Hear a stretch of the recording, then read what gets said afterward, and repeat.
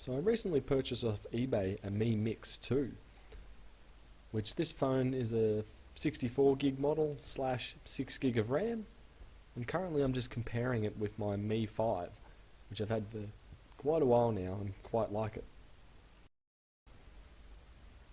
The seller included it with four gold tempered glass screen protectors, which I thought was an odd choice considering this model never came out in gold, but overall it was okay. But I'd say he hasn't been using any of the tempered glass, mainly because the actual screen itself was quite scuffed up. The tempered glass helps mask this, but overall it's tolerable.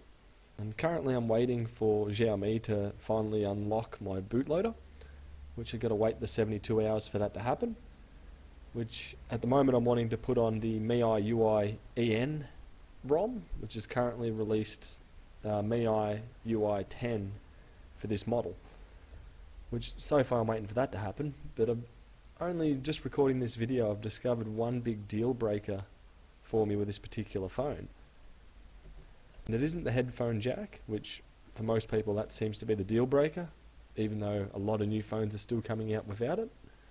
The biggest thing I've discovered with this was the lack of IR blaster, which with my Mi5 at home I use that virtually every time I go to turn on my tally, mainly because my remote's a bit dodgy, but also the response time of the IR blaster is tenfolds better than the remote itself.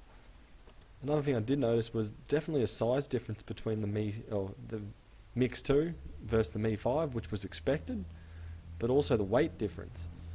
The Mi5 weighing in at 185 grams and the Mi5 coming in at 129 grams, so definitely feel a huge difference of weight in the hand, especially when you're not compared to larger phones.